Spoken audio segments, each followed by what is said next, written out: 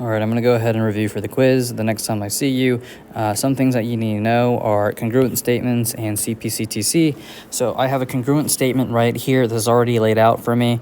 I need to figure out what corresponds. So I have angle O. Angle O is in the second letter of this particular, naming scheme of this triangle here.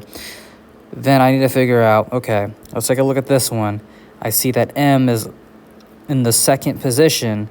And since this is in the second position, then these two, angles here, these letters are congruent. So I'll write angle M here. Now that I have segment CW, well, C and W, C is the first letter, W is the last letter of this particular triangle.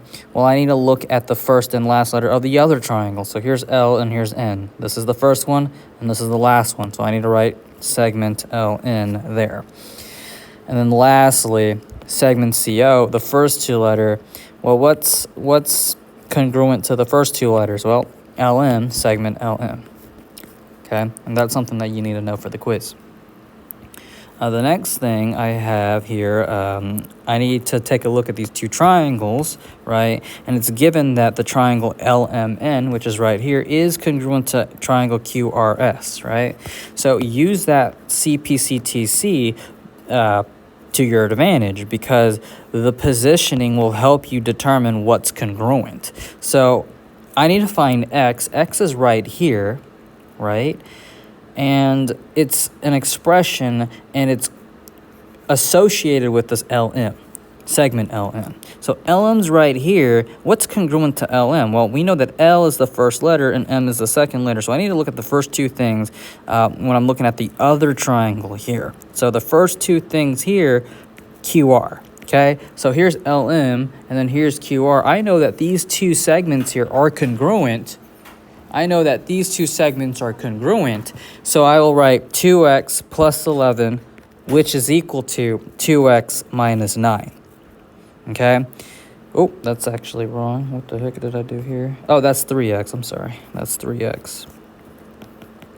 Okay, now I'm going to go ahead and solve for x. So I have 11 equals x minus 9, and then I can add both sides by 9 here, so I'm left with 20 equals x. Okay, so that's one of them. Now I need to figure out the other one. So my y, and since I see a degree here, this means that y plus 10 degrees is this M, angle M. And let's take a look where angle M is. Well, angle M is right here, second position. So I need to figure out, by looking at the other triangle, what is also in the second position, angle R. So y plus 10 and 2y minus 40, they're congruent. I can set them equal to each other. Okay, so now what am I left with? If I add both sides by 40, I'm left with y plus 50 equals 2y, and then I subtract both sides by y, I'm left with 50 equals y. And that is me finding what y is, right? I don't need to plug anything in. I'm just being asked to figure out what the value of the variable is. Okay, and that's it for the algebra part of this quiz. The thing that I want to go ahead and do is I'm going to take a look at some triangles and then write some stuff. Okay, so side, side, side, right? Angle, angle, side. Side, angle, side, and angle, side, angle. You need to know these to determine why the triangles are congruent, right? There's only one shortcut method for triangles, or maybe you won't get anything. There's a not applicable. So let's take a look at these two triangles. Well, I see a side and a side, side and a side, a side and side. These are congruent, right? So since they are congruent by the side, side, side postulate, there you go. These two triangles hold true because they're congruent by the side, side, side postulate. Here's the next one, number 2. I have an angle, side, and an angle, side, and angle. What does that mean? Well, these two triangles are congruent by the angle, side, angle postulate or theorem or whatever you want to call it. The other one, okay, well, you need to be careful. Okay, I see that these two triangles are stuck together. So what do they share? Well, they share a vertical angle or vertical angles. Okay, so now that I know that, I can go ahead and start labeling things. Well, this is an angle side, and an angle, and here's an angle, side, and an angle. Well, look at that. I'm looking at this one particular line. I'm reading it from that way.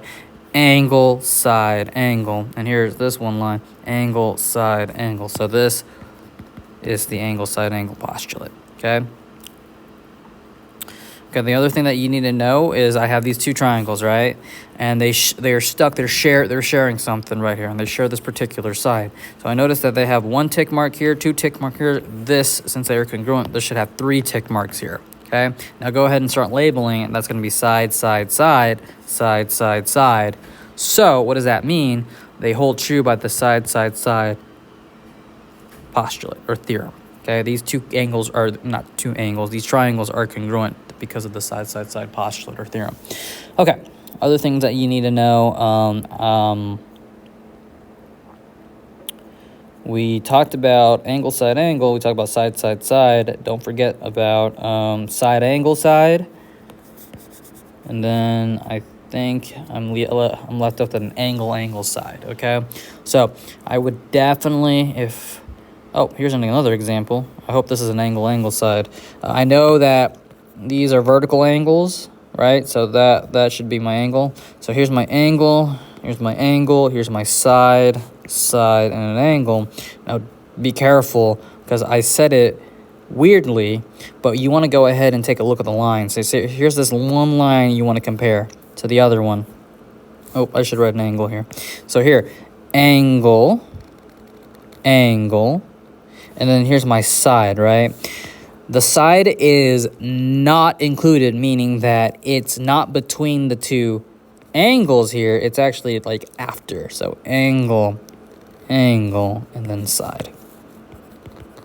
Okay, and again, do that same thing. You're looking at one line, angle, angle, and then right after that is the side. And that's how you get that. That's how you read it, okay? Be careful of angle, angle, side. I think that can be a little difficult or tricky to figure out sometimes. Okay, the other thing that you need to do is if they are congruent by one of these shortcut methods, be prepared to write a congruency statement. And how do you practice those? I would recommend looking at the lesson 5.2 assignment. Basically, they were IXLs, right? So take a look at those. Go ahead and practice those if you want to be successful on this quiz.